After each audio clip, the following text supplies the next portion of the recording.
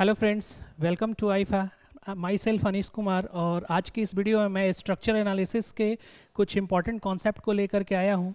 Gate, SSC, JEE, जितने भी आपके सिविल इंजीनियरिंग से कॉम्पिटिटिव एग्जामिनेशंस होते हैं, एई हो गए, जेई हो गए, गेट हो गए, उन सब में स्ट्रक्चर एनालिसिस का एक बहुत ही इंपॉर्टेंट क्वेश्चंस पूछा जाता है डिटर्मिनेसी इनडिटर्मिनेसी को लेकर के। तो उसी चैप्टर से रिलेटेड कुछ कॉन्सेप्ट्स मैं आपके बीच लेकर के आया हूँ। आइए देखते हैं स्ट्रक्चर एनालिसिस के कुछ कॉन्सेप्ट्स। स्ट्रक्चरल एनालिसिस में सबसे पहले मैं आपसे ये बता दूं कि जो टोटल हमारे चैप्टर्स हैं वो ये हैं: indeterminacy of structure, analysis of indeterminate structure. ये जो एनालिसिस ऑफ इनडिटर्मिनेट स्ट्रक्चर है, इसमें दो तरह की एनालिसिस हमें मोस्टली पढ़ना है। बहुत सारे एनालिसिस होते हैं बट मोस्टली हमें इन दोनों को देखना है, displacement method of analysis and force method of analysis. ठीक है, मैं एक एक करके सबके बारे में डिटेल एनालिसिस करूंगा और आपको यहाँ पे बताऊंगा। नेक्स्ट आपका जो चैप्टर है वो है आपका truss, then after arches and influence line diagram, जिसको शॉर्ट में ILD भी कहते हैं, ILD, influence line diagram. And the last one is matrix method. तो ये हमारे चैप्टर्स हो गए इस स्ट्रक्चर एनालिसिस के। काफ़ी कंसाइज इसका चैप्टर है, बट मैं आपको बता दूं कि जो ऑब्जेक्टिव क्वेश्चंस फ्रेम होते हैं एसएससी, जेई और एई में, उसमें ज़्यादातर क्वेश्चंस जो फ्रेम होते हैं वो इस चैप्टर से होता है, इनडिटर्मिनेसी ऑफ स्ट्रक्चर से। ओके, सो काफ़ी इंपॉर्टेंट है। और बाकी के और भी चैप्टर्स इंपॉर्टेंट है जहाँ से गेट में क्वेश्चंस आता है, या फिर सब्जेक्टिव अगर एसएससी जेई की मेंस की बात कर लूँ तो वहाँ पे भी इन डिस्प्लेसमेंट मेथड और फोर्स मेथड ऑफ एनालिसिस से आपको क्वेश्चन देखने को मिल जाएगा, ट्रस्ट से आपको क्वेश्चन देखने को मिल जाएगा। ठीक है, बट आज की इस वीडियो में हम लोग बात करेंगे इनडिटर्मिनेसी ऑफ स्ट्रक्चर के लिए। ओके, सो नेक्स्ट पॉइंट पे चलते हैं। अगला, इंट्रोडक्शन। स्ट्रक्चर एनालिसिस का इंट्रोडक्शन पहले देखते हैं। फर्स्ट ऑफ ऑल मैं आपसे एक पॉइंट क्लियर कर दूं कि जो स्ट्रक्चरल एनालिसिस में हम लोग स्ट्रक्चर की एनालिसिस करते हैं, इसमें इनडिटर्मिनेट स्ट्रक्चर की हम लोग एनालिसिस करते हैं। अब बात यहाँ पे आती है कि ये इनडिटर्मिनेट स्ट्रक्चर क्या होता है। देखो, स्ट्रक्चर जो होते हैं वो मोस्टली दो तरह के होते हैं। कौन कौन से? एक आपका होता है डिटर्मिनेट स्ट्रक्चर, दूसरा आपका होता है इनडिटर्मिनेट स्ट्रक्चर। ओके, अब डिटर्मिनेट स्ट्रक्चर किसको बोलते हैं? तो ऐसा स्ट्रक्चर जिसके अंदर आप सिंपल इक्विलिब्रियम इक्वेशन लगा करके कोई भी प्रॉब्लम सॉल्व कर दो। यानी कोई भी स्ट्रक्चर आपको गिवन है और उसमें कुछ भी चीज़ पूछी जा रही हो, कोई भी क्वेश्चन आपसे उस स्ट्रक्चर से रिलेटेड पूछा जा रहा हो और आपने सिंपल इक्विलिब्रियम इक्वेशन लगा करके उस प्रॉब्लम को सॉल्व कर दिया, तो वैसे स्ट्रक्चर को हम लोग क्या बोलते हैं? Determinate structure. और ऐसा स्ट्रक्चर जो कि इनडिटर्मिनेट होगा, उसमें आप केवल और केवल इक्विलिब्रियम इक्वेशन की हेल्प से उसको सॉल्व नहीं कर पाओगे, उसके लिए आपको और भी दूसरे एडिशनल इक्वेशंस की रिक्वायरमेंट होती है। ठीक है, तो यहाँ पे इंट्रोडक्शन में हम लोग देखते हैं कि इन structure analysis mostly analyse indeterminate structure. इस पूरे स्ट्रक्चर एनालिसिस में हम लोग कैसे स्ट्रक्चर को एनालाइज करते हैं? हम लोग एनालाइज करते हैं कैसे? इनडिटर्मिनेट स्ट्रक्चर को। ठीक है, अब ये इनडिटर्मिनेट स्ट्रक्चर क्यों एनालाइज करते हैं? ठीक है, बात यहाँ पे आती है, जैसे अभी मैंने आपको बताया कि दो तरह के हमारे पास स्ट्रक्चर होते हैं। कैसे कैसे? डिटर्मिनेट और इनडिटर्मिनेट। डिटर्मिनेट उसको बोलते हैं जिसमें सिंपल इक्विलिब्रियम इक्वेशन की हेल्प से आप सारी कुछ सॉल्व कर सकते हो, और इनडिटर्मिनेट वो हुआ जिसमें आप केवल इक्विलिब्रियम इक्वेशन की हेल्प से सॉल्व नहीं कर पाएंगे, आपको और भी बहुत सारे इक्वेशंस डेवलप करने पड़ते हैं। तो बात यहाँ पे ये आती है कि सर, ऐसा स्ट्रक्चर जिसको हम सिंपल तरीके से सॉल्व नहीं कर पाएंगे, ऐसा स्ट्रक्चर का स्टडी करने का फायदा क्या है? क्यों हम लोग ऐसे स्ट्रक्चर का स्टडी करने जा रहे हैं? ठीक है, तो ये मैं आपसे यहाँ डिस्कस करने वाला हूँ। क्वेश्चन हमारा है कि इन स्ट्रक्चर एनालिसिस, जो हमारी स्ट्रक्चर एनालिसिस है, इस स्ट्रक्चर एनालिसिस में मोस्टली हम लोग इनडिटर्मिनेट स्ट्रक्चर को क्यों एनालाइज करते हैं? क्लियर है? तो देखो, इनडिटर्मिनेट स्ट्रक्चर को एनालाइज इसलिए हम लोग करते हैं, इसके बहुत सारे रीजंस हैं। कुछ रीजंस मैं आपके सामने यहाँ पे रखने जा रहा हूँ। ये काफ़ी इंपॉर्टेंट क्वेश्चंस भी है। ठीक है, आप अगर किसी से पूछ लेंगे कि स्ट्रक्चर एनालिसिस में हम लोग इनडिटर्मिनेट स्ट्रक्चर की स्टडी करते हैं, ऐसा क्यों, जबकि डिटर्मिनेट स्ट्रक्चर काफ़ी ईजी होता है सॉल्व करना। ठीक है, तो फिर इनडिटर्मिनेट को हम लोग क्यों ज़्यादातर प्रेफर करते हैं? तो इनडिटर्मिनेट स्ट्रक्चर को प्रेफर करने का सबसे पहला रीजन ये है because the member force and support reaction are very less in indeterminate structure. ठीक है, जो आपके इनडिटर्मिनेट स्ट्रक्चर होते हैं इसके अंदर जो फोर्स डेवलप होती हैं वो काफी कम होती हैं रेस्पेक्ट टू डिटर्मिनेट स्ट्रक्चर। जैसे फॉर एग्जांपल मैं आपको यहाँ पे एग्जांपल से समझाता हूँ। मान लो आपका ये एक सिंपली सपोर्टेड बीम है, ठीक है, ये आपका एक सिंपली सपोर्टेड बीम है। अब इस सिंपली सपोर्टेड बीम पर आप कोई भी ऊपर से लोडिंग वगैरह कर दो, यहां से आप लोडिंग वगैरह कर देंगे, ठीक है, तो रिएक्शन डेवलप होगा, इधर ये रिएक्शन डेवलप होगा, ठीक है, यहाँ पे रिएक्शन डेवलप होगा। इन्हीं रिएक्शंस की मैं बात कर रहा हूं कि इस रिएक्शंस की वैल्यूज को आप कैलकुलेट करोगे, सॉल्व करोगे, तो यहाँ पे आप सिंपली इक्विलिब्रियम इक्वेशन, जो आपके पास इक्विलिब्रियम इक्वेशंस होते हैं, उन इक्विलिब्रियम इक्वेशन की हेल्प से आप इसको सॉल्व कर सकते हो। कौन कौन से इक्विलिब्रियम इक्वेशन होते हैं हमारे पास? Summation of fx0, summation of fy0 and summation of moment 0। ये हमारे पास तीन इक्वेशंस हैं। इन तीन इक्वेशंस की हेल्प से हम इस क्वेश्चंस को सॉल्व कर सकते हैं। लेकिन अगर यहीं पे इनडिटर्मिनेट स्ट्रक्चर एक हो जाए, ये रहा आपका इनडिटर्मिनेट स्ट्रक्चर, इनडिटर्मिनेट स्ट्रक्चर, यहाँ पे कितने रिएक्शंस डेवलप होंगे? तो आपके यहाँ पे 3 रिएक्शंस डेवलप होंगे। यहाँ पे कितने रिएक्शंस डेवलप होंगे? यहाँ भी आपके 3 रिएक्शंस डेवलप होंगे। टोटल कितने रिएक्शंस हो गए? 6 रिएक्शंस डेवलप हो गए। और आपके पास इक्वेशन कितने हैं? 3 इक्वेशन है। तो 3 इक्वेशन से 6 अननोन्स को आप सॉल्व कर पाओगे? नहीं कर पाओगे। तो ऐसे स्ट्रक्चर को हम क्या बोलते हैं? इनडिटर्मिनेट।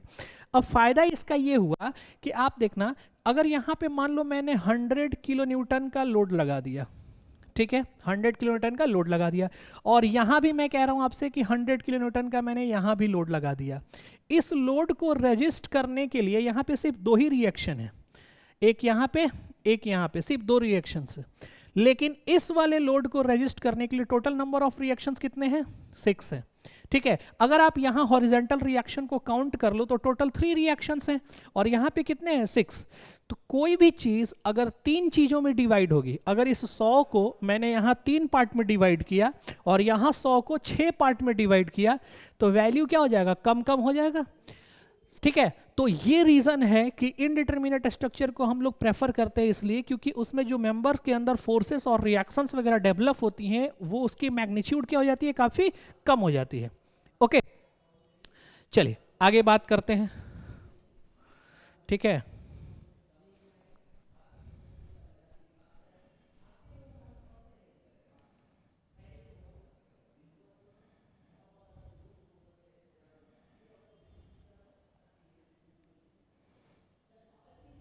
चलिए आगे बात करते हैं। नेक्स्ट, ये एग्जांपल्स हमने देखा।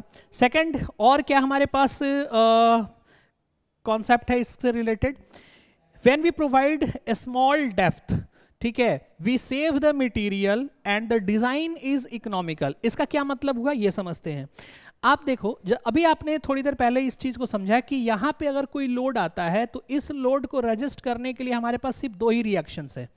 लेकिन अगर यहां पे मैं कोई लोड प्रोवाइड कर दूं तो इसको रजिस्ट करने के लिए हमारे पास कितने रिएक्शंस हैं? 3 इधर और 3 इधर पे, ठीक है, 3 इधर पे, तो टोटल 6 रिएक्शंस हैं यहाँ पे। यानी यहाँ 100 किलो न्यूटन का जो लोड है वो 6 पार्ट में डिवाइड हो गया। तो रिएक्शन की जो वैल्यू आ रही है वो तो काफी कम आ रहा है।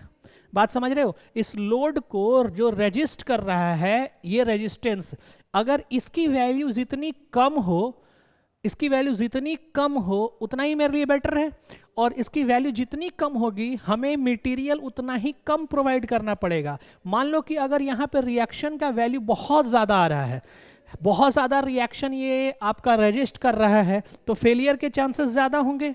फेल ना करे आपका स्ट्रक्चर, इसके लिए आपको इस मटेरियल को क्या करना होगा? हैवी करना होगा, ठीक है, मटेरियल को हैवी करना होगा ताकि ये ज़्यादा से ज़्यादा लोड कैरी कर सके, ठीक है। और ऑलरेडी अगर इसका कैपेसिटी मैक्सिमम तक पहुंच गया है, ठीक है, तो फेलियर के चांसेस यहाँ पे क्या है? ज़्यादा है। लेकिन यहाँ पे वैल्यू कम आ रहा है तो आप कम डेप्थ भी प्रोवाइड कर सकते हो, तो हमें बीम वगैरह की जो डेप्थ होती है वो कम प्रोवाइड करनी पड़ती है, ये एक फ़ायदा है। अब जब आप डेप्थ कम प्रोवाइड करोगे, यानी मटेरियल कम प्रोवाइड करोगे, तो उस मटेरियल का डिजाइनिंग कॉस्ट क्या होगा? कम होगा, इकोनॉमिकल होगा, ठीक है। तो हमें क्या कर सकते हैं? यहाँ से मटेरियल को सेव कर सकते हैं। क्लियर है? चलिए नेक्स्ट, अगला पॉइंट देखते हैं। There are multiple path of load transfer. Third इसका बेनिफिट क्या है कि मल्टीपल पाथ हमारे पास है, यानी जो लोड ट्रांसफर होती है वो मैक्सिमम तरीके से ट्रांसफर हो पाएगा। जैसे आप यहाँ पे देख रहे हो, इस लोड को दो ही जगह आकर के रजिस्ट होना है, एक इधर और दूसरा इधर, और इस वाले सेक्शन में क्या होगा, लोड यहाँ पे तीन तीन रिएक्शन से रजिस्ट करेगा। मैं अगर और भी इनडिटर्मिनेट स्ट्रक्चर यहाँ पे बना दूं इस तरीके से,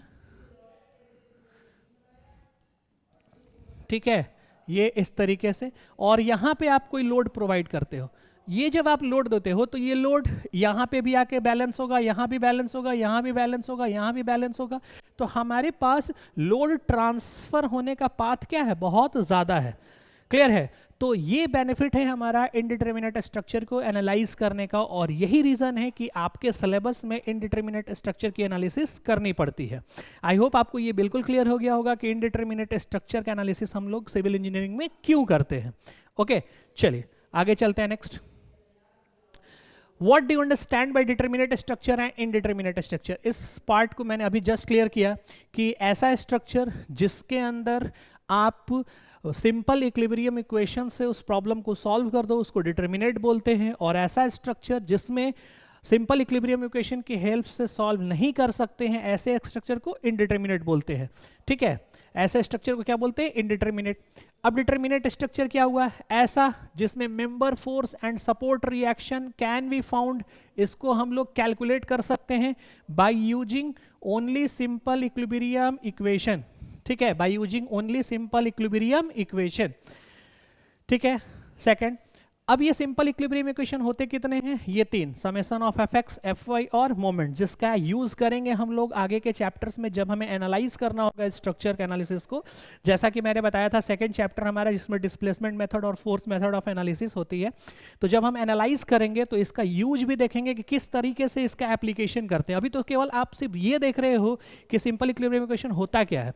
ठीक है, जब मैं चैप्टर को एनालाइज करना स्टार्ट करूंगा, कंटेंट हमारे जब स्टार्ट होगा, अभी इंट्रोडक्शन पार्ट चल रहा है स्ट्रक्चर एनालिसिस का, तो आप देखेंगे कि इसका यूज कैसे करते हैं। Okay, next, indeterminate structure. अब ये इनडिटर्मिनेट स्ट्रक्चर क्या होता है, ऐसा स्ट्रक्चर जिसमें मेंबर फोर्स और सपोर्ट रिएक्शन जो है कैन नॉट बी फाउंड। ठीक है, जिसको हम लोग कैलकुलेट नहीं कर सकते हैं सिंपल इक्विलिब्रियम इक्वेशन की सहायता से। ठीक है, तो इसमें क्या करना होगा, हमें और भी कुछ इक्वेशंस को डेवलप करने होंगे, और जो दूसरा एडिशनल इक्वेशन, जो एक्स्ट्रा इक्वेशन होगा, ठीक है, सिंपल इक्विलिब्रियम इक्वेशन के अलावा, जैसे ये हमारे पास सिंपल इक्विलिब्रियम इक्वेशन है, इसको तो यूज करेंगे ही करेंगे, लेकिन इतने से हमारा काम नहीं चलने वाला, हमें कुछ और भी इक्वेशंस की जरूरत होगी, रिक्वायरमेंट होगी। ऐसे इक्वेशंस को हम लोग बोलते हैं कॉम्पेटिबिलिटी इक्वेशन। अब ये क्या होता है कॉम्पेटिबिलिटी इक्वेशन, कैसे डेवलप करते हैं, ये हम लोग डिस्कस करेंगे हमारे स्ट्रक्चर एनालिसिस के अंदर। ठीक है, चलिए आगे बात करते हैं।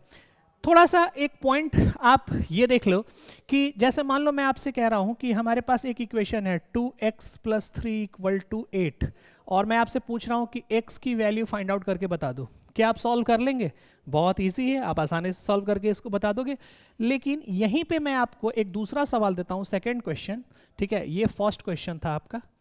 ठीक है, सेकंड क्वेश्चन, हमारे पास एक इक्वेशन है 2x + 3y = 7 और 2x + 5y = 9, और मैं आपसे कह रहा हूं कि जस्ट अ मिनट,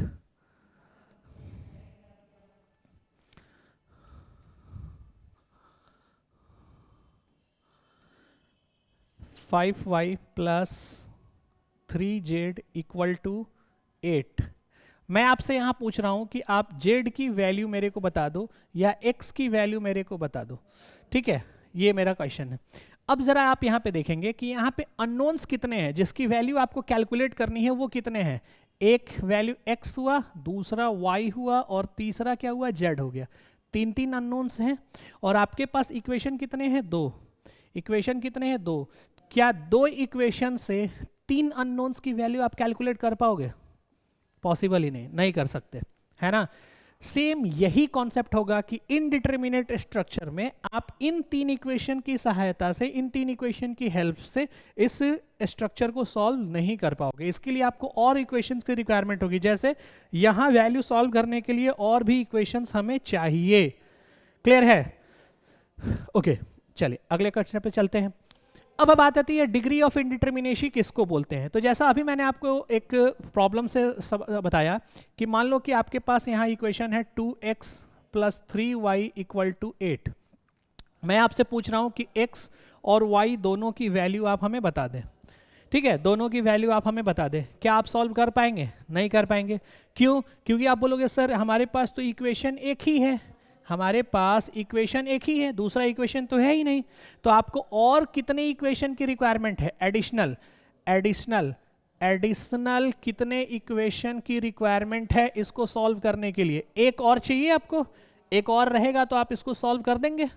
ठीक है, तो उसी तरीके से जैसा आपके पास ये स्ट्रक्चर है, ठीक है, अब इस स्ट्रक्चर में मैं आपसे कह रहा हूं कि कोई भी लोडिंग मैंने यहां पे कर दिया। अब लोडिंग करने के बाद यहाँ पे रिएक्शन कितने डेवलप होंगे?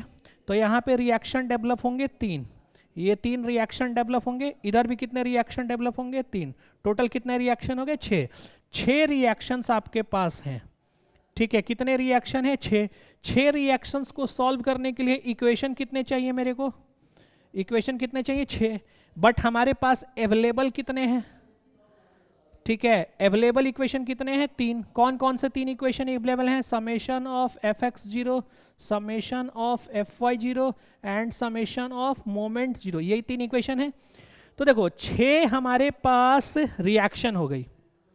इक्वेशन कितने चाहिए? 6, लेकिन है नहीं हमारे पास 6, है कितना? 3 ही है। तो हमें और कितने एक्स्ट्रा इक्वेशन की रिक्वायरमेंट पड़ेगी? 3 और, क्योंकि 3 और 3 मिलकर के 6 हो जाएंगे, तो मैं इन 6 को सॉल्व कर सकता हूं। तो हमें 3 और चाहिए। ठीक है, अगर नहीं 3 आप दोगे तो मैं यहाँ पे 6 में से मैक्सिमम 3 का ही वैल्यू निकाल पाऊंगा, बाकी का जो 3 है ये वैल्यू आप कैलकुलेट नहीं कर पाएंगे। 3 तो आप निकाल लोगे लेकिन 3 नहीं निकाल पाओगे। बात समझ में आ रही है? यही जो 3 आप नहीं निकाल सकते हो यहाँ पे, इसी को हम लोग बोलते हैं डिग्री ऑफ इनडिटरमिनेसी। डिग्री ऑफ इनडिटरमिनेसी मतलब क्या? Number of reaction. ठीक है, नंबर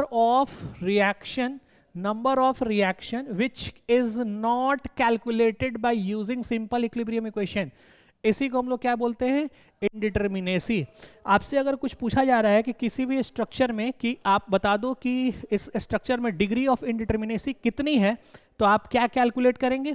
आप कैलकुलेट करेंगे कि उस स्ट्रक्चर में ऐसे कितने रिएक्शन हैं जिसकी वैल्यू आप इक्विलिब्रियम इक्वेशन की हेल्प से कैलकुलेट नहीं कर सकते हो।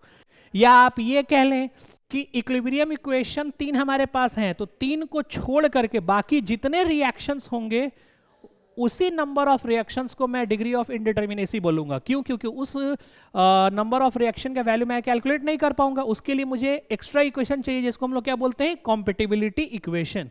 क्लियर है? चलिए तो आगे बात करते हैं।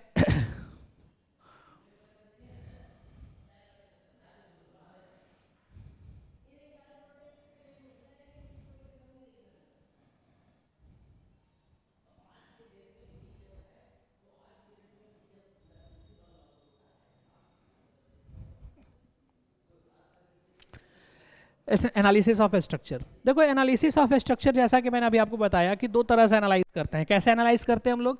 डिस्प्लेसमेंट मेथड, और सेकंड हमारा क्या है? Force method. ठीक है, डिस्प्लेसमेंट मेथड ऑफ एनालिसिस और सेकंड क्या है हमारे पास? Force method of analysis. ठीक है, अब बात आती है ये कि इन मेथड ऑफ एनालिसिस में हम लोग करते क्या? मैं आपको एक ओवरव्यू जस्ट देने वाला हूं। ठीक है, आज की इस वीडियो में मैं जस्ट आपको एक स्ट्रक्चर एनालिसिस का ओवरव्यू देने वाला हूं। ठीक है, थोड़ा बहुत आपसे शेयर करना चाहता हूं इन्फॉर्मेशन, ताकि ये मार्केट से जो र्यूमर है ये बिल्कुल हट जाए कि स्ट्रक्चर काफ़ी टफ होता है। ठीक है, सबसे ईजी सा सब्जेक्ट है, और ये एक ऐसा पेपर है आपके सिविल इंजीनियरिंग का जिसमें एक पॉइंट भी आपको मेमोराइज नहीं करना पड़ेगा, याद नहीं करना पड़ेगा। ठीक है, सिविल इंजीनियरिंग के और भी ऐसे सब्जेक्ट्स हैं जहाँ पे काफ़ी मेमोरी की रिक्वायरमेंट होती है। ठीक है, जहाँ जैसे आपका बिल्डिंग मटेरियल हो गया, उसे याद करना पड़ेगा। आरसीसी में कोड के डेटा वगैरह हमें कुछ याद करने पड़ते हैं, ठीक है। सॉइल में भी थोड़ा बहुत कुछ पॉइंट्स कॉन्सेप्ट्स हैं जो उसको आपको रट्टा मारना पड़ेगा, याद करना पड़ेगा। ट्रांसपोर्टेशन हो गया। लेकिन ये स्ट्रक्चर एनालिसिस एक ऐसा सब्जेक्ट है, structure analysis, strength of material, सॉम, ये एक ऐसा सब्जेक्ट है जहाँ पे कुछ भी आपको याद नहीं करना पड़ेगा, ठीक है। ये बिल्कुल कॉन्सेप्चुअल है, आपको पिक्चर में दिखेगा, आप उसके ऊपर फिजिक्स के कॉन्सेप्ट को यूज़ करोगे जो आपने 11th-12th के टाइम पर सीख रखा है, और बहुत ही ईजिली और आसानी से आप इस सब्जेक्ट को अपनी मुट्ठी में कर सकते हो, ठीक है। तो हमारे पास दो मेथड होते हैं, कौन कौन से? एक होता है डिस्प्लेसमेंट मेथड ऑफ एनालिसिस, और दूसरा हमारे पास कौन सा होगा? Force method of analysis. अब बात आती है ये कि डिस्प्लेसमेंट मेथड ऑफ एनालिसिस में हम लोग क्या करते हैं। तो यहाँ पे हम क्या करेंगे कि जितने भी हमारे स्ट्रक्चर में थीटा और डेल्टा होंगे, जितने भी हमारे स्ट्रक्चर में थीटा और डेल्टा होंगे,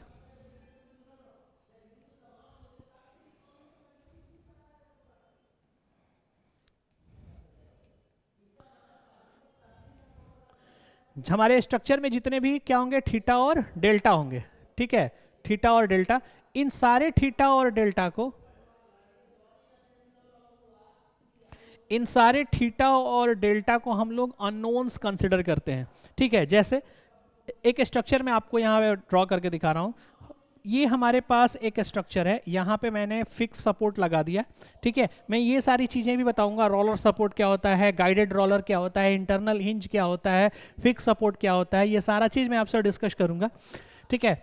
जैसा कि ये मैंने एक सपोर्ट लगा दिया, अब इस सपोर्ट को हम लोग रिजिड सपोर्ट बोलते हैं। रिजिड सपोर्ट का मतलब कि आप अगर इस चाहो मेंबर को पकड़ करके इधर खींचना या अप एंड डाउन करना, तो ये कहीं भी मूव नहीं करने वाला, यानी यहाँ पर नो रोटेशन, कोई भी रोटेशन पॉसिबल नहीं है, ठीक है। नो रोटेशन, नो डिस्प्लेसमेंट, यहाँ पे कोई डिस्प्लेसमेंट भी आपका पॉसिबल नहीं है, ठीक है। No displacement, no rotation.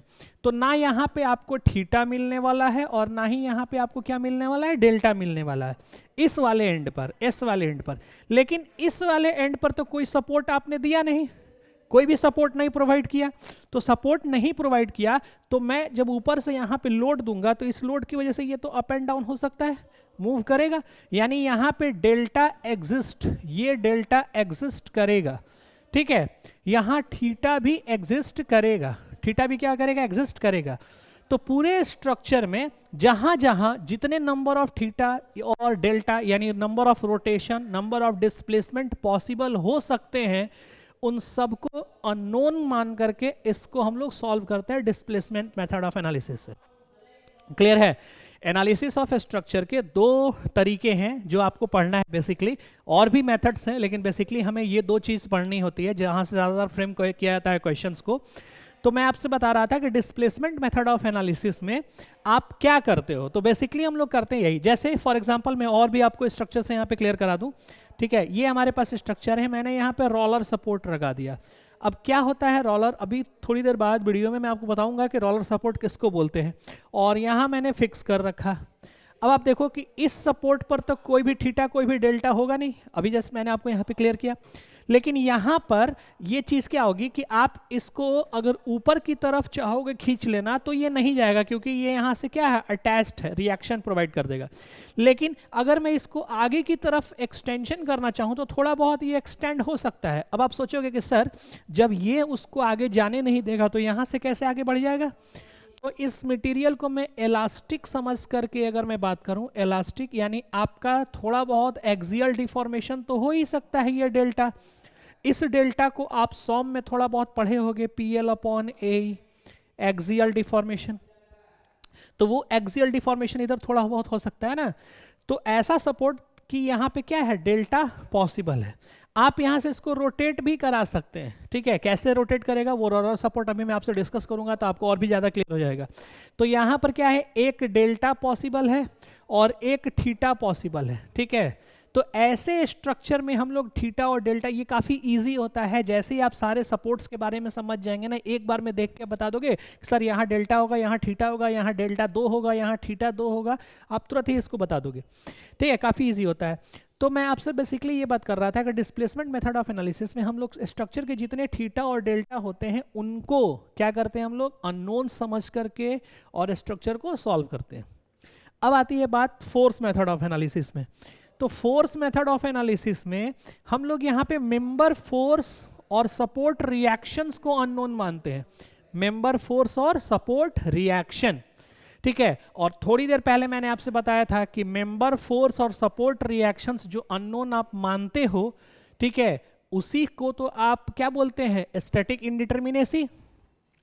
तो मैं यहां कह सकता हूं एक पॉइंट, ठीक है, यहां पे मैं एक पॉइंट कह सकता हूं कि नंबर ऑफ इक्विलिब्रियम इक्वेशन, ध्यान दीजिएगा ये ऑब्जेक्टिव क्वेश्चंस जेई में बहुत बार पूछा जा चुका है, एई में भी बहुत बार क्वेश्चन ये आया हुआ है कि फोर्स मेथड ऑफ एनालिसिस में जो नंबर ऑफ इक्विलिब्रियम इक्वेशन होते हैं वो किसके बराबर होते हैं। तो ये किसके बराबर होगा, डिग्री ऑफ स्टैटिक इंडिटरमिनेसी के बराबर। क्यों, क्योंकि जो आपकी स्टैटिक इंडिटरमिनेसी होती है ये स्टैटिक, ये किसके बराबर होता है, तो ये बराबर होता है कि आपके स्ट्रक्चर में कितने नंबर ऑफ रिएक्शंस और सपोर्ट मेंबर ऑफ फोर्स और सपोर्ट रिएक्शंस अननोन है, इसी के तो बराबर होता है।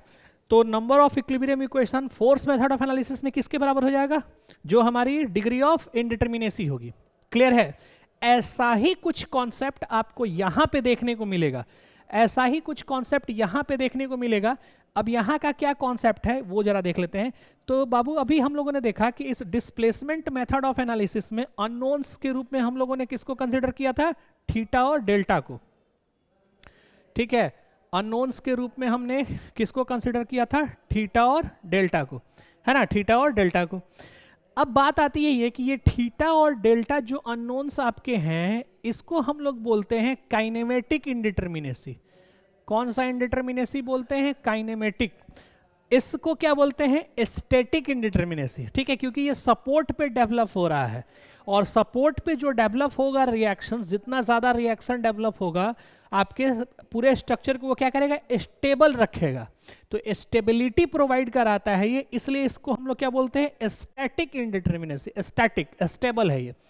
लेकिन अगर आपके स्ट्रक्चर में थीटा और डेल्टा आ रहे हैं तो ये तो स्ट्रक्चर को मूवेबल बनाएगा, ठीक है, स्टेबल तो रहने नहीं देगा। तो इसलिए ऐसे हमारे अननोन्स को क्या बोलते हैं, काइनेमेटिक इंडिटरमिनेसी। क्लियर है। तो जैसे फोर्स मेथड ऑफ एनालिसिस में नंबर ऑफ इक्विलिब्रियम इक्वेशन किसके बराबर होता है, स्टैटिक इंडिटरमिनेसी के, उसी तरीके से डिस्प्लेसमेंट मेथड ऑफ एनालिसिस में अगर आपसे सवाल पूछ दिया जाए कि नंबर ऑफ इक्विलिब्रियम इक्वेशन किसके बराबर होगा, तो मैं क्या बताऊंगा, डिग्री ऑफ काइनेमेटिक इंडिटरमिनेसी।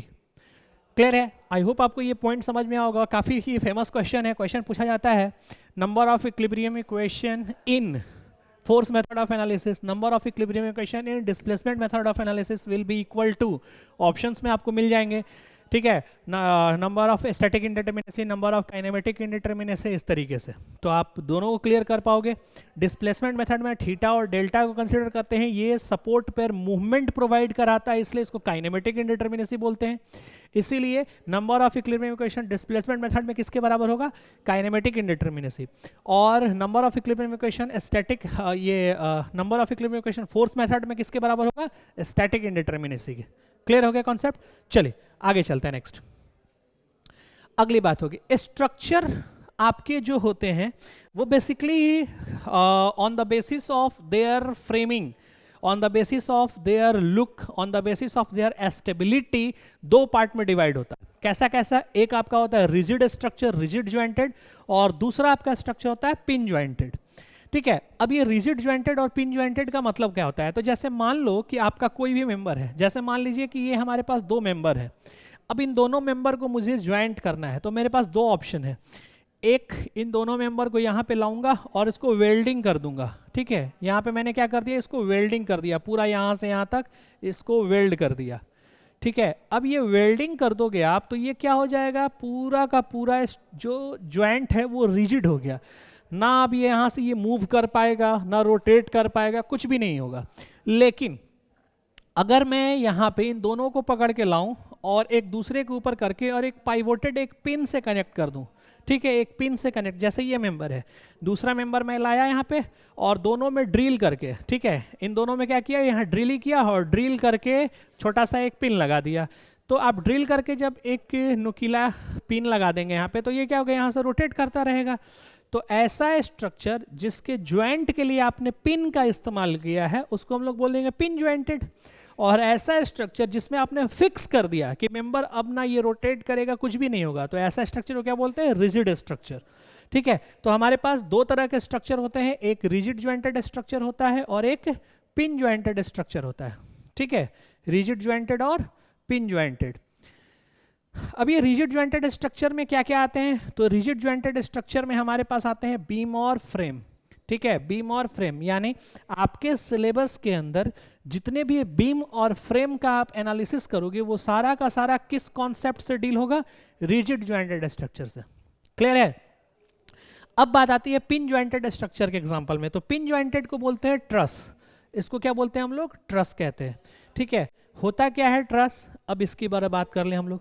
देखिए, आपको एक पिक्चर यहाँ पे विजिबल हो रहा होगा, ये एक फ्रेम है बेसिकली। इस फ्रेम में आप देख रहे हो कि ये कॉलम्स हैं आपके, ठीक है, और ये आपकी बीम हो गई, यहाँ से यहाँ तक ये आपकी बीम हो गई, और ये जो वर्टिकल मेंबर आप यहाँ पे देख रहे हैं ये आपका कॉलम हो गया। तो ऐसा स्ट्रक्चर को हम लोग क्या बोलते हैं, रिजिड ज्वाइंटेड स्ट्रक्चर। इसमें क्या हुआ, कंक्रीटिंग किया है आपने, यानी बिल्कुल रिजिड है, कोई भी मूवमेंट कहीं पे भी अलाउड नहीं है। तो ऐसे स्ट्रक्चर को हम लोग क्या बोलते हैं, रिजिड ज्वाइंटेड। इसमें बीम भी है, कॉलम भी है, इस सबको एक साथ अगर कह दे तो इसको फ्रेम कह ले। ठीक है, इसको क्या कह ले, एक साथ फ्रेम। बीम कॉलम अलग अलग और एक साथ इसको कलेक्टिवली कह दोगे तो क्या इसको बोला जाएगा, फ्रेम बोला जाएगा। इसी को 2D में हम लोग ऐसे सिंपली ड्रॉ कर लेते हैं, इस तरीके से ड्रॉ कर लेंगे 2D में।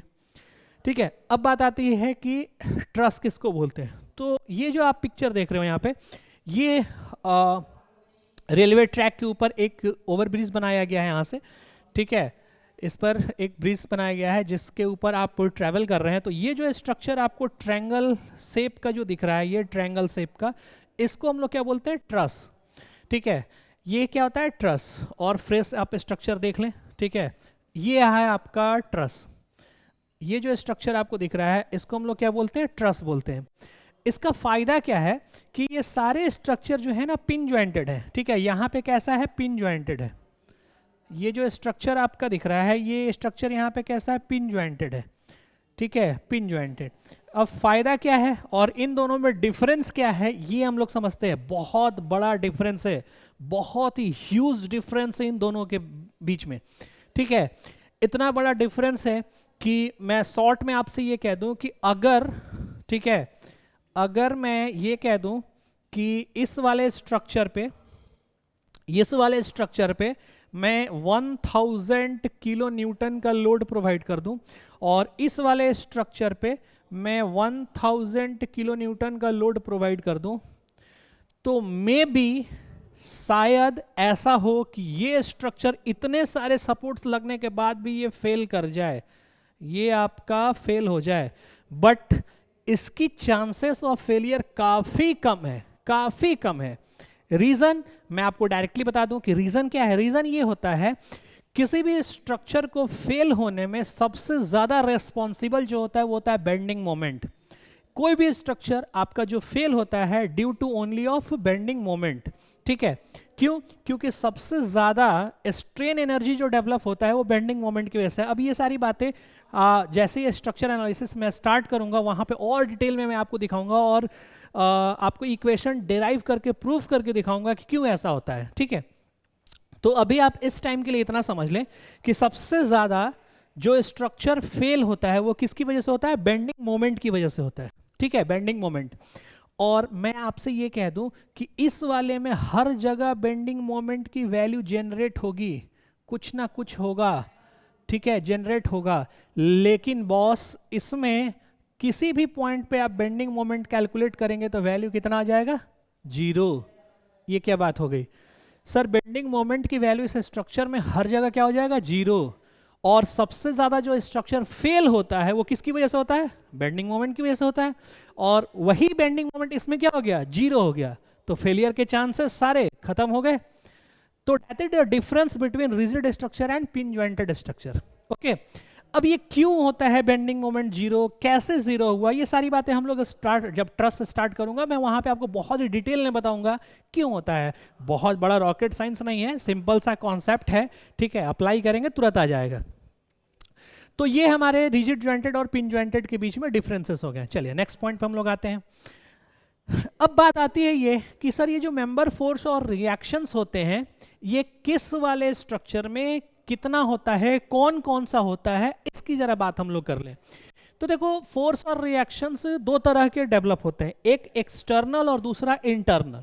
एक्सटर्नल बोले तो जो सपोर्ट पे डेवलप होता है बाहर में सपोर्ट पर, वो एक्सटर्नल, और जो मेंबर के अंदर डेवलप होगा, ठीक है, मेंबर के अंदर, उसको क्या बोलेंगे, इंटरनल। तो हमारे पास दो तरह के ये स्ट्रक्चरल रिएक्शंस होते हैं, एक्सटर्नल रिएक्शन और इंटरनल रिएक्शन। एक्सटर्नल रिएक्शंस कौन सा होता है, जो कहां पे डेवलप हो, सपोर्ट पर डेवलप हो, और इंटरनल रिएक्शंस कौन से होते हैं, जो मेंबर के अंदर डेवलप हो। तो मेंबर के अंदर डेवलप वाले कितने होते हैं, तीन। ये बेंडिंग मोमेंट जिसकी मैं अभी बात कर रहा था, ये आपका हो गया शियर फोर्स, और ये आपका हो गया एक्सियल फोर्स, ठीक है। अब ये एक्सियल फोर्स क्या होता है, शियर फोर्स क्या होता है, ये बेसिक कॉन्सेप्ट आपने सॉम में सीख रखा होगा, नहीं भी सीख रखा होगा तो कोई बात नहीं है। जैसा कि आपका ये एक मेंबर है, ठीक है, अगर इस मेंबर का ये लॉन्गिट्यूडनल एक्सिस है, ये लॉन्गिट्यूडनल एक्सिस, और आपने यहां पे कोई फोर्स इस डायरेक्शन में लगाया है, इसके लॉन्गिट्यूडनल एक्सिस के अलोंग, तो इसको हम लोग बोलेंगे एक्सियल फोर्स। इसको हम लोग कौन सा बोलेंगे, एक्सियल फोर्स। और अगर इसी लॉन्गिट्यूडनल एक्सिस के परपेंडिकुलर वे में आपने लोडिंग इधर से कर दिया, तो इसको हम लोग क्या बोलेंगे, शियर फोर्स, ठीक है, इसको क्या बोलेंगे, शियर फोर्स। तो ये तीन चीजें इंटरनल में डेवलप होती है और सपोर्ट पे रिएक्शन डेवलप होता है। क्लियर है, चलिए अगला बात करते हैं। अब आते हैं ये टाइप्स ऑफ सपोर्ट, अभी इसी की मैं डिस्कस कर रहा था, यही पॉइंट आपसे, ठीक है, कि types of support. Types of support में पहला कौन सा है, रोलर सपोर्ट। अब देखते हैं रोलर सपोर्ट क्या होता है। तो देखो ये आपका है रोलर सपोर्ट, ठीक है, ये थोड़ा ध्यान से देखना आप, ठीक है, क्योंकि ये सपोर्ट्स का बेसिक डिटेल है, और ये अगर आपको पता चल गया तो आगे जब स्ट्रक्चर में स्टार्ट करूंगा तो उसमें काफ़ी चीज़ें आपको ऐसी क्लियर हो जाएगा, क्योंकि सारा खेल किसका है, इन सपोर्ट्स का, ठीक है, पूरे स्ट्रक्चर में खेल किसका है, इन्हीं सपोर्ट्स का खेल है। ये रोलर सपोर्ट है। रोलर सपोर्ट का मतलब ये कि अगर इस मेंबर को मैं पकड़ के और हॉरिजेंटल में ऐसे खींचूंगा तो ये यहाँ पे व्हील लगे हुए हैं, ये इजीली ऐसे मूव होकर के इधर आ जाएगा। लेकिन अगर मैं इसको पकड़ के ऊपर या नीचे प्रेस करता हूँ तो नहीं आएगा, क्योंकि यहाँ पे क्या डेवलप हो रहा है, रिएक्शन डेवलप हो रहा है, ठीक है। तो पिक्चर में आप रोलर सपोर्ट को ऐसे भी दिखा सकते हैं, या इसी को हम लोग शॉर्ट में ऐसे दिखाते हैं। ये मेंबर हो गया, ये ब्लू वाली जो लाइन मैंने दिखाया ये मेंबर हो गया, और आप किनारे में ऐसे एक व्हील गोल कर दें, व्हील लगा दें और यहाँ पे सेटिंग कर दें, ऐसे भी दिखा सकता है रोलर सपोर्ट को। अब ये बेसिकली होता क्या है, तो आप फिगर से जरा समझने की कोशिश करेंगे। ये देखिए, ये पिक्चर देख रहे हो आप, ये है रोलर सपोर्ट। अब इस पे ड्रम जो है वो कैरी करके आगे जा रहा है, और ये जो आपको व्हील दिख रहा है यहाँ पे, ये है आपका रोलर। अब ये इधर की तरफ ट्रैवल कर सकता है, इधर की तरफ ट्रैवल कर सकता है, लेकिन ये नीचे की तरफ नहीं जाएगा। क्यों? क्योंकि यहाँ से क्या लगा है, रिएक्शन। यहाँ पे क्या डेवलप हो रहा है, रिएक्शन। तो रोलर सपोर्ट में कितने रिएक्शन डेवलप होंगे, एक रिएक्शन डेवलप होंगे। अब इसी कॉन्सेप्ट को हमें ध्यान रखना है, रट्टा मारने की जरूरत नहीं है। 2D में रोलर सपोर्ट पे कितने रिएक्शन डेवलप होंगे, एक। 3D में भी भैया कितने डेवलप होंगे, एक। 2D हो या 3D हो, रोलर सपोर्ट पे रिएक्शन कितने डेवलप होंगे, एक। कौन सा रिएक्शन डेवलप होगा, तो जहां पे व्हील उसका कांटेक्ट में होगा, व्हील कांटेक्ट में। जैसे मैंने यहां पे व्हील कांटेक्ट में कर दिया तो यहां वर्टिकल डेवलप होगा, मैंने ऐसा बना दिया तो यहां पे हॉरिजेंटल डेवलप होगा। यानी जो कांटेक्ट फेस होता है, कांटेक्ट फेस, वहां पे डेवलप करेगा आपका एक ही रिएक्शन। क्लियर है? तो इसको हम लोग क्या बोलते हैं, रोलर सपोर्ट। और भी एग्जांपल्स आप देख सकते हैं इसके रिलेटेड। ये देख लो आप, ये आपका गेट हो गया, ठीक है। ये पूरी की पूरी गेट जो है ये स्लाइड कर रही है, और जब ये स्लाइड होगी तो इसी रोलर के ऊपर ये इधर से इधर जाएगा, ठीक है। आप इस गेट को इधर भी कर सकते हैं, इधर भी कर सकते हैं, ठीक है। तो ये क्या होगा, स्लाइड होगा। स्लाइड किस पर हो रहा है, इस सपोर्ट के ऊपर, ये व्हील जो लगा हुआ है इसके ऊपर। तो इसको हम लोग कौन सा सपोर्ट बोलेंगे, रोलर सपोर्ट। स्लाइडर गेट है, रोलिंग सपोर्ट हमने प्रोवाइड कर दिया, ठीक है। चलिए आगे चलते हैं। नेक्स्ट अगला सपोर्ट हमारे पास हिंज सपोर्ट। ये हिंज सपोर्ट क्या है, तो रोलर सपोर्ट में एक और रिस्ट्रिक्शन मैंने कर दिया, रोलर में एक रिस्ट्रिक्शन और कर दिया। क्या रिस्ट्रिक्शन कर दिया बेसिकली? तो अभी थोड़ी देर पहले आपने देखा था कि सर रोलर सपोर्ट जो होता है वो वर्टिकली अप एंड डाउन नहीं होगा, इधर ये जा सकता है, इधर ये जा सकता है, इधर की तरफ ये मूव कर सकता है, इधर भी ये मूव कर सकता है ना।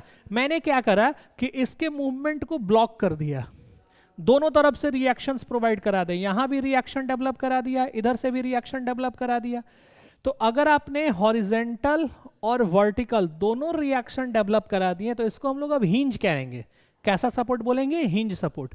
ठीक है, तो ये आपकी हिंज सपोर्ट है। आप देखो, अगर आप इस मेंबर को चाहोगे इधर की तरफ मूव करना, ये जाएगा? नहीं जाएगा, क्योंकि रिएक्शन यहाँ पे है, ये क्लैंप लगा हुआ है, जाने नहीं देगा। ठीक है, आप इसको ऊपर की तरफ खींचोगे तो भी नहीं जाएगा। थर्ड डायरेक्शन, अगर मैं इसको इधर की तरफ, है ना, ऐसे परपेंडिकुलर टू द बोर्ड इधर लेकर के आऊंगा तो भी ये ट्रेवल नहीं करेगा, लेकिन ये यहाँ पे इस तरह से मूव कर सकता है। आप इसके खिलाफ यहाँ से इसको रोटेट करा सकते हो। ठीक है, केवल रोटेशन पॉसिबल है, डेल्टा पॉसिबल नहीं है। तो हिंज सपोर्ट पर कोई भी डेल्टा नहीं होता, केवल और केवल क्या होगा? थीटा होगा।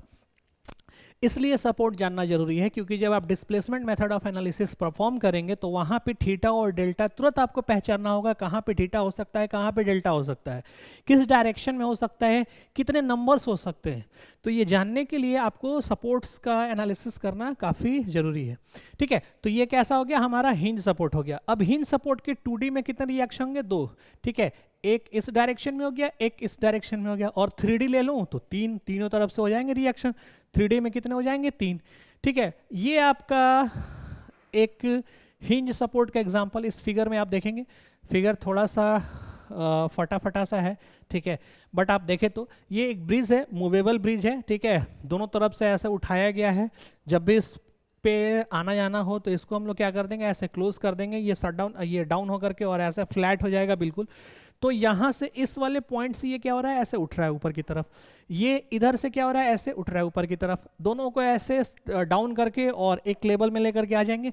तो यहाँ पे जो सपोर्ट लगा हुआ है आपका, ठीक है, ये जो आपका सपोर्ट यहाँ पे लगा हुआ है, ये कैसा सपोर्ट है? हिंज सपोर्ट, क्योंकि ये इसको केवल मूवमेंट करा सकता है और कुछ नहीं। क्या पॉसिबल है? केवल मूवमेंट पॉसिबल है। ओके, तो ये आपका हो गया हिंज सपोर्ट। नेक्स्ट अगली बात करते हैं, फिक्स सपोर्ट। ये फिक्स सपोर्ट क्या होता है? तो फिक्स सपोर्ट एक ऐसा सपोर्ट है जिसके ऊपर ना तो किसी तरह का कोई थीटा आएगा, ना तो किसी तरह का कोई डेल्टा आएगा, यानी नो रोटेशन, नो डिस्प्लेसमेंट, कोई भी उसके ऊपर मूवमेंट मोशन अलाउड नहीं है, उसको बोलते हैं हम लोग फिक्स सपोर्ट।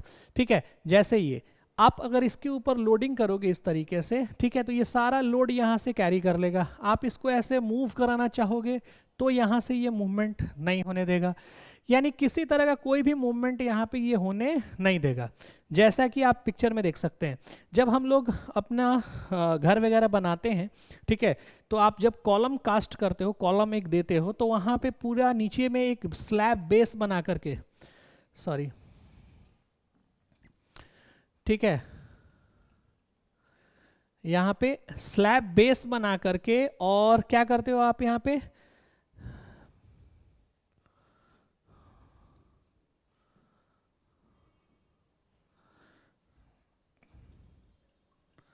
ठीक है, ये स्लैब बेस बना करके हम लोग यहाँ पे क्या करते हैं? एक फिक्स्ड कॉलम निकालते हैं। अब ये जो कॉलम आप बाहर निकाल रहे हो, इस कॉलम का कोई भी मूवमेंट पॉसिबल यहाँ पे नहीं है। तो कॉलम का मूवमेंट अगर पॉसिबल नहीं है तो इसको हम लोग कैसा सपोर्ट मानेंगे? Fix support. इसी को हम लोगों ने पिक्चर में ऐसे दिखाया है, ऐसे भी आप दिखा सकते हैं। तो आप जरा देखें, ये 2D में यहाँ पे टोटल नंबर ऑफ रिएक्शन कितने हैं? 3। 2D में टोटल नंबर ऑफ रिएक्शन कितने हैं? 3। तो 2D में हमारे पास कितने रिएक्शंस होते हैं? 3। लेकिन यही चीज अगर 3D में जाती है तो 6 हो जाएंगे। ठीक है, 6, यानी तीनों डायरेक्शंस में आपका डिस्प्लेसमेंट डेल्टा क्या है? Not possible, not possible, not possible. और तीनों डायरेक्शंस में थीटा, थीटा भी नॉट पॉसिबल। ठीक है, ये भी आपका पॉसिबल नहीं है, यानी नो थीटा और नो डेल्टा। तो ऐसे सपोर्ट को हम लोग क्या बोलते हैं? Fix support. क्लियर है? चलिए नेक्स्ट आगे बढ़ते हैं। अगला है आपका क्या? Guided roller. Guided roller support क्या होता है, ये देखो ये है आपका गाइडेड रोलर सपोर्ट, यानी आपने क्या कर दिया, एक फिक्स डायरेक्शन में उसको गाइड कर दिया। Guided roller basically roller support का ही एक एक्सटेंडेड वर्जन है, ठीक है, रोलर सपोर्ट का ही एक एक्सटेंडेड वर्जन है, जिसमें क्या होता है कि आप केवल एक डायरेक्शन में उसको गाइड कर देते हो कि इसी डायरेक्शन में ये आपका डेल्टा प्रोवाइड करेगा और भी कोई दूसरा प्रोवाइड नहीं होगा।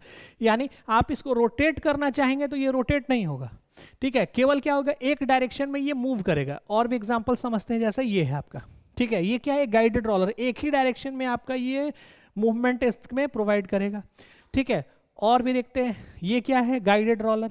अब ये क्या होगा, इस वाले डायरेक्शन में इस तरीके से ये रोटेट होगा, ठीक है, ऐसा रोटेट होगा, और दूसरा कोई भी मूवमेंट इसमें पॉसिबल नहीं है। तो ऐसे सपोर्ट्स को हम लोग क्या बोलते हैं, गाइडेड रोलर, ठीक है, गाइडेड रोलर। अब गाइडेड रोलर पे नंबर ऑफ रिएक्शंस कितने होंगे, तो 2 रिएक्शंस डेवलप होते हैं। कौन कौन से, तो एक रिएक्शन और एक मोमेंट। जैसे आप इस वाले में देखो, एक वर्टिकल रिएक्शन नीचे से डेवलप होगा, नीचे से क्या डेवलप होगा, वर्टिकल रिएक्शन, और ये इधर उधर आपका रोटेट नहीं कर सकता है, यानी यहाँ पे क्या डेवलप होगा, एक मोमेंट, ये रोकने वाला मोमेंट है, रिएक्टिव मोमेंट, जो इसको रोटेट होने नहीं देगा, ठीक है। तो गाइडेड रोलर में क्या चीज़ें डेवलप होगी, 2 चीज़ें, क्या क्या, एक रिएक्शन और एक मोमेंट। क्लियर है, चलिए आगे चलते हैं नेक्स्ट। Internal hinge. अब ये इंटरनल हिंज क्या होता है, तो इंटरनल हिंज होता है ये 2 मेंबर्स को आपस में कनेक्ट करने वाला। ये 2 मेंबर हैं और इन दोनों को मैंने क्या कर दिया, एक पिन ज्वाइंटेड स्ट्रक्चर से कनेक्ट कर दिया कि ये दोनों यहाँ से मूव कर सकते हैं। ये क्या करेगा, यहाँ से मूव कर पाएगा। तो ऐसे ज्वाइंट को हम लोग क्या बोलते हैं, इंटरनल हिंज। इंटरनल हिंज पर मोमेंट क्या होता है, 0, यानी रिएक्टिव मोमेंट की मैं बात कर रहा हूँ, ये रिएक्टिव मोमेंट क्या होता है, 0, ठीक है। कैसे, एग्जाम्पल से इसको समझते हैं। आप देखो ये गेट है, अब यहाँ पे इस वाले पॉइंट से ये रोटेट कर सकता है, इसको आप कहीं बाहर लेके नहीं जा सकते हो, लेकिन यहाँ से इसको ओपन एंड क्लोज्ड कर सकते हो। तो ये सपोर्ट को हम लोग क्या बोलते हैं, इंटरनल हिंज। तो जितने भी इंटरनल हिंज होते हैं यहाँ पे मोमेंट 0 होता है, यानी रिएक्टिव मोमेंट 0 हो गया, मोमेंट कोई रोकने वाला है ही नहीं, कोई रोकने वाला मोमेंट नहीं है। तो यहाँ पे आसानी से थीटा पॉसिबल है। आप चाहो इसको तो इस मेंबर को ऐसे 30 डिग्री, इस तरीके से 60 डिग्री आप आसानी से इसको रोटेट करा सकते हैं। तो थीटा क्या है, पॉसिबल है। तो जहां भी इंटरनल हिंज दिखेगा वहां थीटा हम लोग कंसिडर कर लेंगे, ठीक है। ये वाला मेंबर भी, इधर वाला भी, ऐसे चाहो तो आप इस तरीके से इस डायरेक्शन में रोटेट करा सकते हो। तो ऐसे सपोर्ट को हम लोग क्या बोलते हैं, इंटरनल हिंज, ठीक है। इसको ऑन द पेपर हम लोग कैसे दिखाएंगे, ये देखो ये मेंबर है, ये मेंबर है, और इसको यहाँ कनेक्ट कर दिया गया किस से, इंटरनल हिंज से। इंटरनल हिंज पर थीटा पॉसिबल है, थीटा पॉसिबल है। और यहाँ पे रिएक्टिव मोमेंट अगर पूछ दिया जाए क्या होगा, तो 0, क्योंकि रिएक्टिव मोमेंट वो मोमेंट होता है जो मोशन को रोकता है, और रोकने वाला कोई है ही नहीं, तभी तो थीटा हो रहा है। अगर रोकने वाला मोमेंट होता तो थीटा होता ही नहीं, ठीक है। तो यहाँ पे रिएक्टिव मोमेंट क्या है, 0 है। क्लियर है, चलिए ये देखते हैं बेस्ट एग्जांपल इंटरनल हिंज का। ये देखो ये आपका इंटरनल हिंज है यहाँ पे। अब ये सीजर जो है, आप यहाँ से इसको आसानी से इसको रोटेट करा सकते हैं, ठीक है। इस सीजर को यहाँ से आप ऐसे रोटेट कराएंगे तो ये इजिली यहाँ से क्या करेगा, मूव करेगा। तो इस वाले पॉइंट पर इसको क्या कर दिया गया है, पिन कर दिया गया है। तो ऐसे ज्वाइंट को हम लोग क्या बोलते हैं, पिन ज्वाइंट। ओके, चलिए नेक्स्ट बात करते हैं टाइप्स ऑफ मेंबर फोर्स। अब ये मेंबर फोर्स क्या होता है, तो देखो रिजिड ज्वाइंटेड मेंबर में, ये आपका एक रिजिड ज्वाइंटेड मेंबर है, ठीक है। ये एक फ्रेम हो गया, ये क्या हो गया आपका फ्रेम, ठीक है, ये आपका हो गया फ्रेम। इस फ्रेम का एक छोटा सा पार्ट कट करके यहाँ निकाला गया है। अब इसके ऊपर जब लोडिंग वगैरह आप करेंगे तो यहाँ पे कितने तरह के फोर्सेस आपको देखने के लिए मिलेंगे। तो देखो एक तो आपको मोमेंट देखने के लिए मिलेगा, यानी इसके अंदर जितना भी मोमेंट आएगा वो मोमेंट डेवलप होगा, ठीक है। सेकेंडली इस डायरेक्शन में कोई भी अगर फोर्स आता है तो इस फोर्स को भी कैरी करेगा, जिसको आप एक्सियल फोर्स बोलेंगे। और इस डायरेक्शन में अगर कोई लोड आता है तो इस बीम पर इसके लिए क्या हो जाएगा, शियर फोर्स हो जाएगा, तो इसको हम लोग क्या बोलेंगे, शियर फोर्स। तो हमारे पास रिजिड ज्वाइंटेड स्ट्रक्चर में टोटल कितने फोर्सेस डेवलप होंगे, 3 तरह के। कौन कौन से, एक्सियल फोर्स, शियर फोर्स और बेंडिंग मोमेंट। तो हमारे पास जितने भी रिजिड ज्वाइंटेड स्ट्रक्चर हैं उसके अंदर 3 चीजें होती हैं, क्या क्या, एक्सियल फोर्स, शियर फोर्स और बेंडिंग मोमेंट, ठीक है।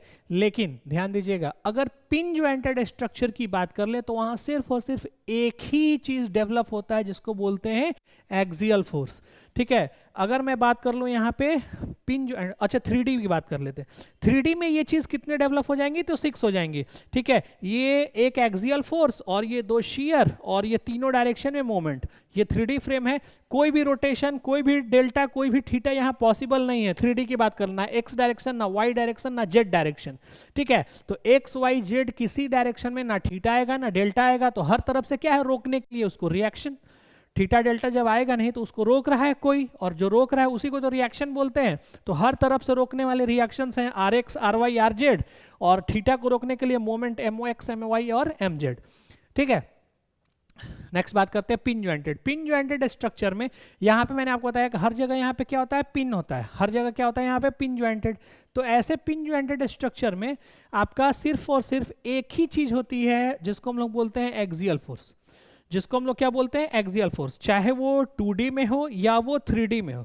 ठीक है, 2D और 3D दोनों में ही पिन ज्वाइंटेड स्ट्रक्चर में कितने रिएक्शंस होंगे, एक ही रिएक्शंस होंगे। और रिजिड ज्वाइंटेड स्ट्रक्चर के 2D में कितने, 3 रिएक्शन, और 3D में कितने, 6 रिएक्शंस। ठीक है, कौन कौन सा 2D में, एक शियर और एक एक्सियल और एक मोमेंट, और यही मोमेंट इसमें नहीं होता, मोमेंट भी नहीं होता, शियर फोर्स भी नहीं होता। क्यों नहीं होता, नेक्स्ट वीडियो में मैं इसको क्लियर करूंगा कि क्यों ऐसे पिन ज्वाइंटेड स्ट्रक्चर में आपके शियर फोर्स और बेंडिंग मोमेंट की वैल्यू जो 0 हो जाती है, और केवल ओनली कैरी होता है इसके अंदर एक्सियल फोर्स। ऐसा क्यों, ये क्वेश्चन का आंसर अगले वीडियो में आपको दूंगा। ठीक है, तो ये हमारे थे इंट्रोडक्शन पॉइंट, ठीक है, इन स्ट्रक्चर एनालिसिस का। ठीक है, अगले वीडियो में आपसे ये जस्ट क्लियर करूंगा कि पिन ज्वाइंटेड स्ट्रक्चर के अंदर केवल और केवल एक्सियल फोर्स क्यों कैरी होता है, शियर फोर्स और बेंडिंग मोमेंट क्यों कैरी नहीं होता। ठीक है, और यही एक बहुत बड़ा डिफरेंस है और रीजन है जिसकी वजह से रिजिड ज्वाइंटेड स्ट्रक्चर का फेलियर काफ़ी जल्दी होता है पिन ज्वाइंटेड स्ट्रक्चर्स के कंपैरेटिवली। ठीक है, अब हमारे जो फील्ड है इंजीनियरिंग का, इस फील्ड में पिन ज्वाइंटेड स्ट्रक्चर से भी ज़्यादा कंफर्टेबल स्ट्रक्चर आ चुके हैं जिसमें फेलियर की चांसेस काफ़ी कम होती है, जहाँ पे बेंडिंग मोमेंट की वजह से जो स्ट्रेन एनर्जी डेवलप होता है वो काफ़ी कम होता है। जैसे केबल सस्पेंशन ब्रिज का कॉन्सेप्ट हमारे पास आ गया है, तो वो सारी चीज़ें हम लोग डिस्कस करेंगे नेक्स्ट वीडियो में। Okay, thank you so much for this session, मिलते हैं अगली वीडियो में।